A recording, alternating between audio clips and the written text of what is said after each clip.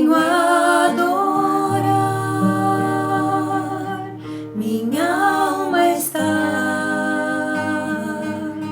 bem junto a ti. És meu Senhor, meu Salvador. Em gratidão eu canto a ti com coração, venho adorar, minha alma está bem junto a ti. És meu Senhor, meu Salvador. O que darei a ti, Senhor, por tudo quanto deste a mim? Recebe a minha adoração. És meu Senhor, meu Salvador.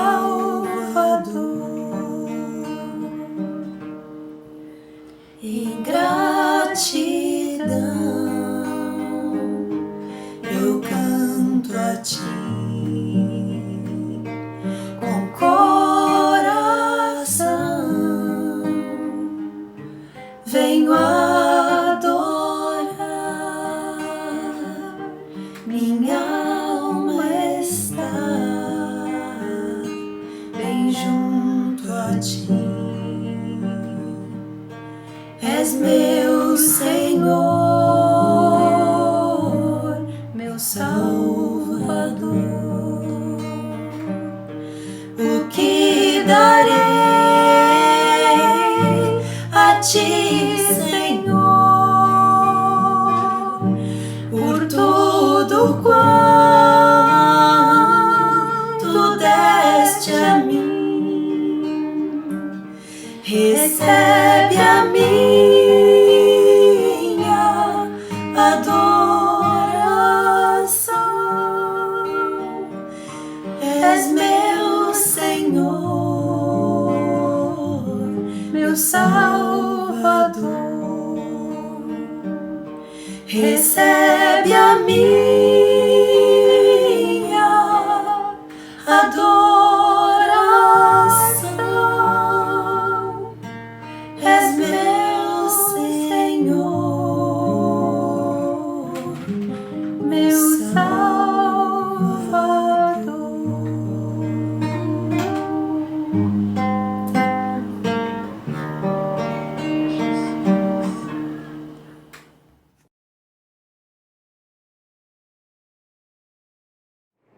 Olá, irmãos, vou fazer a leitura de Isaías 40, versículos 21 a 31.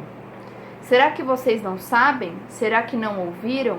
Será que isso não lhes foi anunciado desde o princípio? Vocês não entenderam isso desde a fundação do mundo? Vocês não atentaram para os fundamentos da terra? Ele é o que está assentado sobre a cúpula da terra, cujos moradores são como gafanhotos. É ele quem estende os céus como cortina e os desenrola como tenda para neles habitar. É ele quem reduz a nada os príncipes e torna em nulidade os juízes da terra. Mal foram plantados e semeados, mal se arraigou na terra o seu tronco, já secam quando um sopro passa por eles e uma tempestade os leva como palha. Com quem vocês vão me comparar? A quem eu seria igual? Diz o Santo.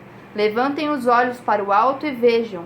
Quem criou estas coisas? Aquele que faz sair o seu exército de estrelas, todas bem contadas, as quais ele chama pelo nome, por ser ele grande em força e forte em poder.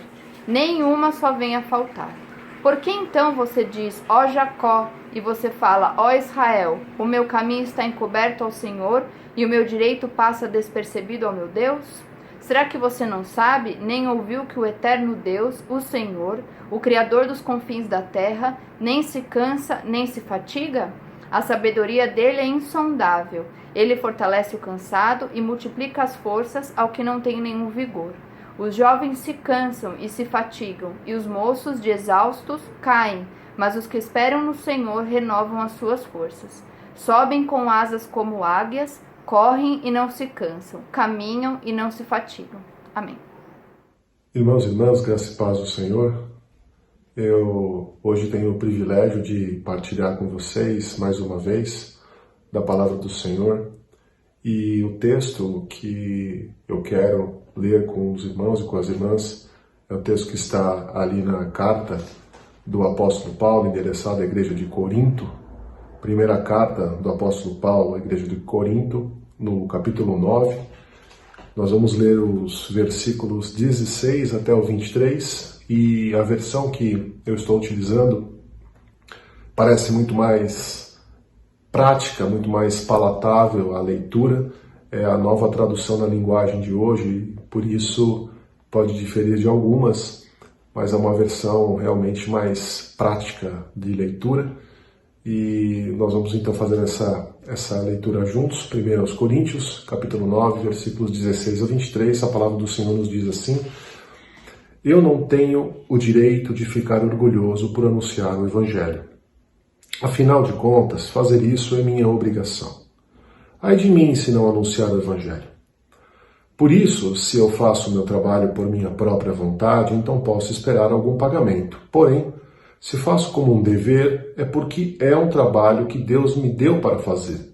Nesse caso, qual o pagamento que recebo? É a satisfação de anunciar o Evangelho sem cobrar nada e sem exigir os direitos que tenho como pregador do Evangelho. Sou um homem livre, não sou escravo de ninguém, mas eu me fiz escravo de todos a fim de ganhar para Cristo o maior número possível de pessoas. Quando trabalho entre os judeus, vivo como judeu, a fim de ganhá-los para Cristo. Não estou debaixo da lei de Moisés, mas quando trabalho entre os judeus, vivo como se estivesse debaixo dessa lei para ganhar os judeus para Cristo. Assim também, quando estou entre os não-judeus, vivo fora da lei de Moisés, a fim de ganhar os não-judeus para Cristo. Isso não quer dizer que eu não obedeço à lei de Deus, pois estou, de fato, debaixo da lei de Cristo. Quando estou entre os fracos na fé, me torno fraco também, a fim de ganhá-los para Cristo. Assim eu me torno tudo para todos, a fim de poder, de qualquer maneira possível, salvar alguns.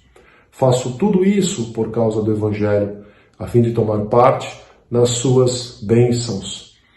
Esse texto, essa meditação, eu intitulo como livre de todos, servo de todos.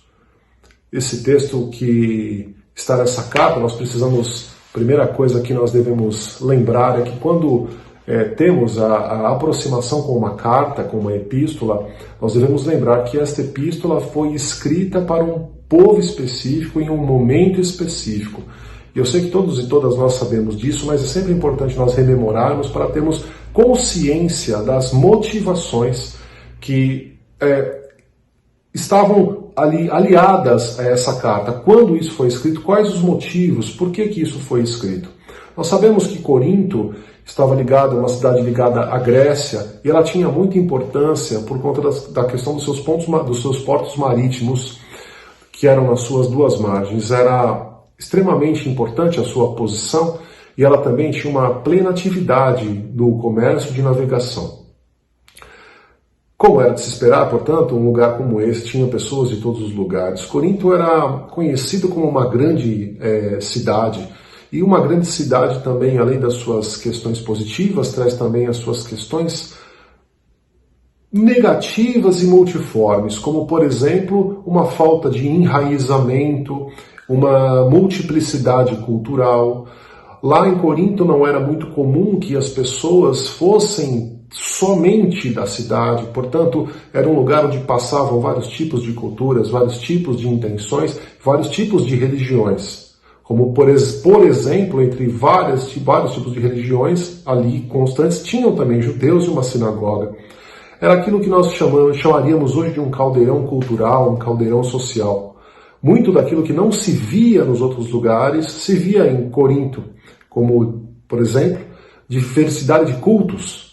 E isso em lugares próximos, aos seus arredores, havia diversidade de cultos, diversidade de línguas, diversidade de formas de comer, de se vestir, por conta desse lugar de passagem, que muitas pessoas vinham de muitos lugares para ali posar por um tempo, e portanto, por isso que eu falo que era um lugar um tanto quanto que sem raízes.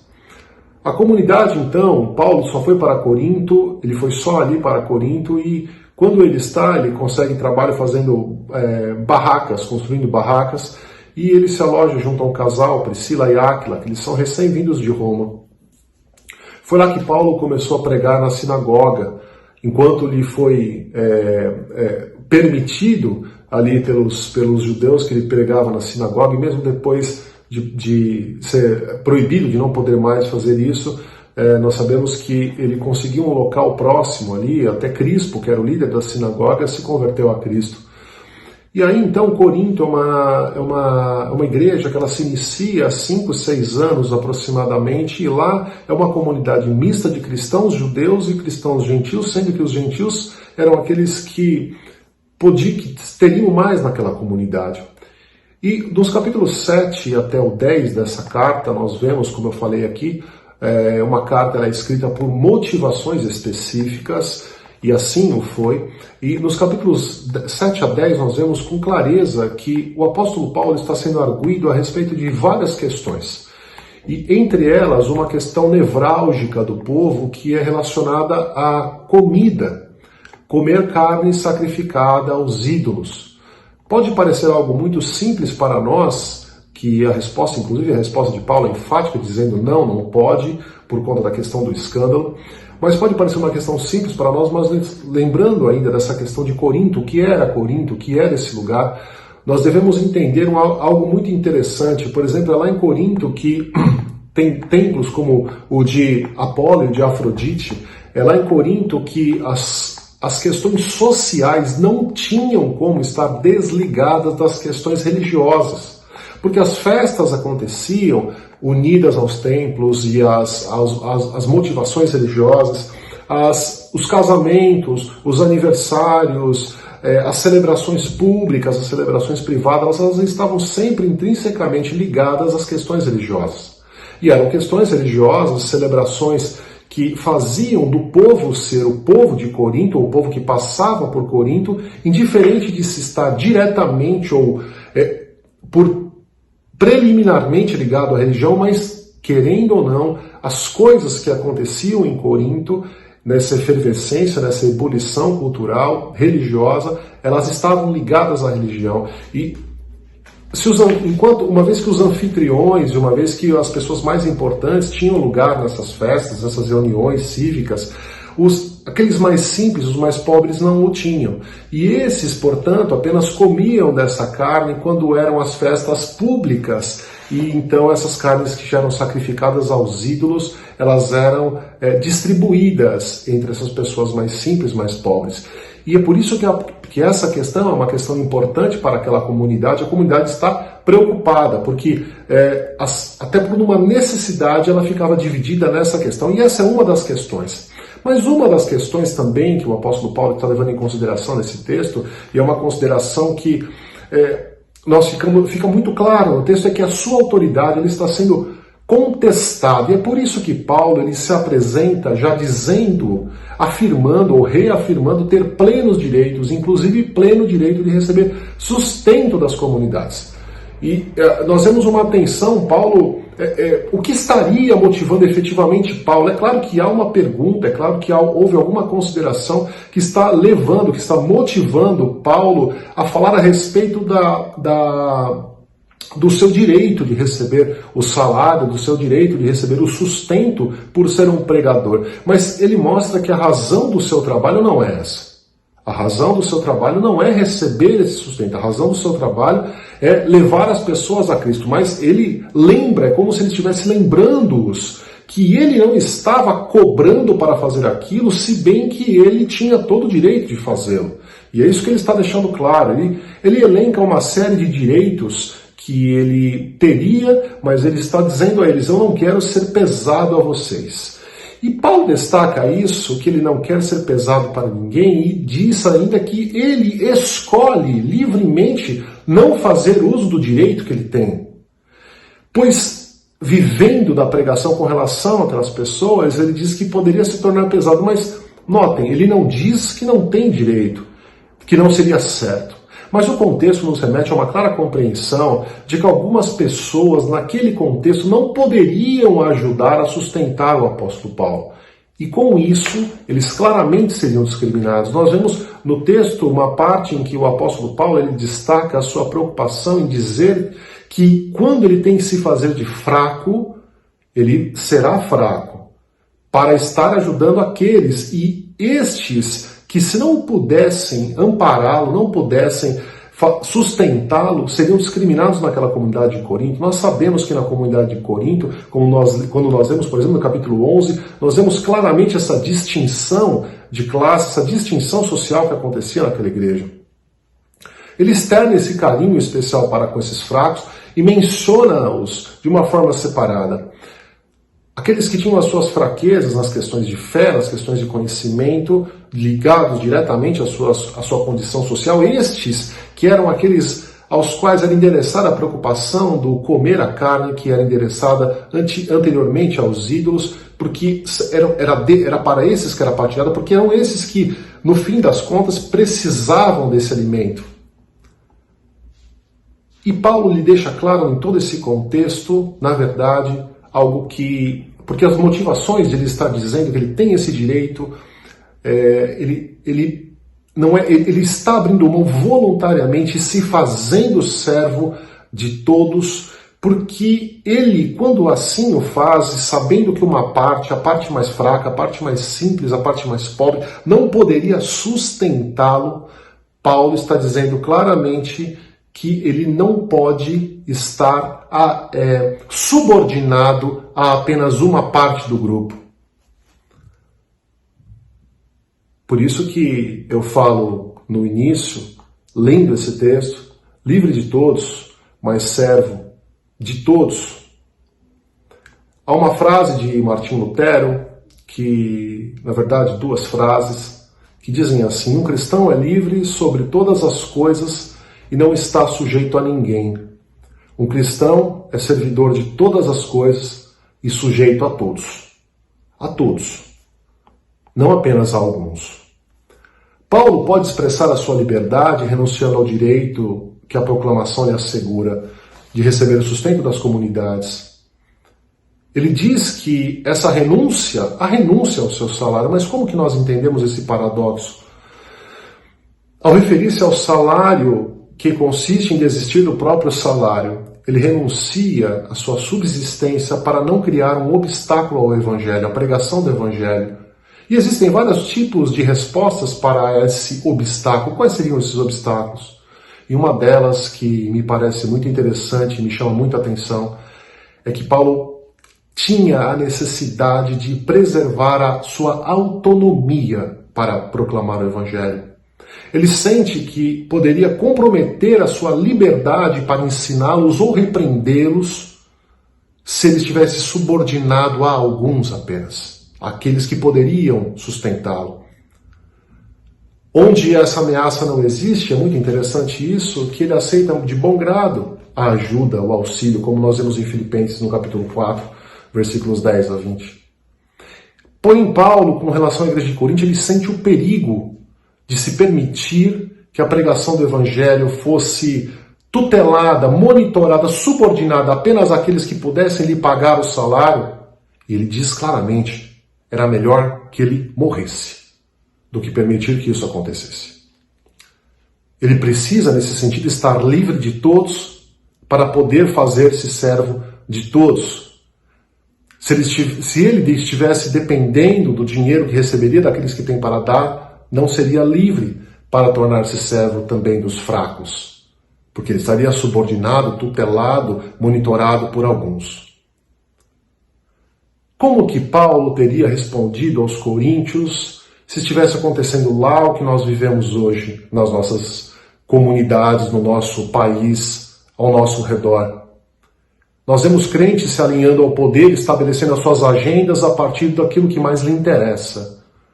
Pregadores que estão subordinados às autoridades, defendendo-os cegamente, louvando-os, não obstante as suas atitudes execráveis.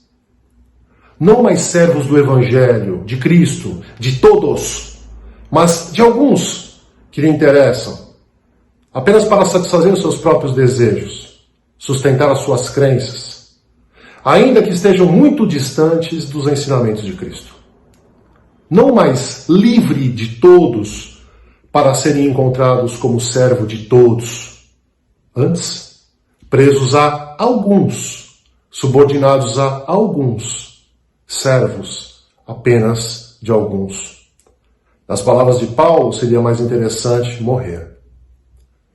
Que Deus nos mantenha firme nos nossos compromissos, com a nossa obrigação, como o apóstolo nos ensina no versículo 16, de levar boas novas a todos, e não apenas a alguns, comprometidos com Cristo e o seu Evangelho, e não com projetos de poder que vão contra a vontade de Deus. Que Deus assim nos instrua e que Ele assim nos abençoe. Amém.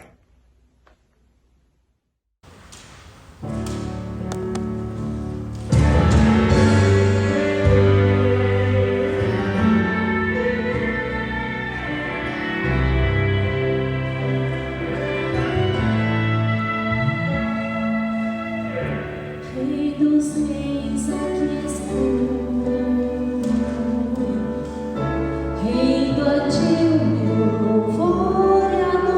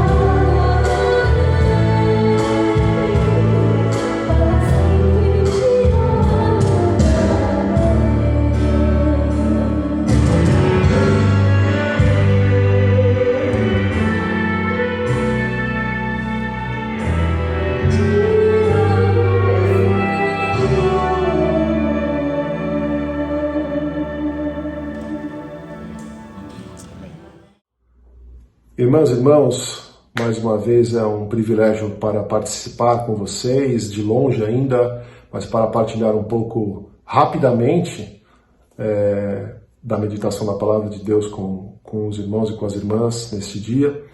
E eu quero mais uma vez agradecer a esse grande amigo, o reverendo Jonas, ao conselho dessa igreja que amamos de verdade.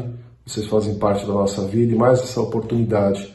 Que Deus continue a sustentá-los, que Deus continue a abençoá-los a todos os dias e preservá-los nas suas vidas, nos seus ministérios e na obrigação que temos, nós todos, toda a Igreja de Cristo, de levar o seu Evangelho.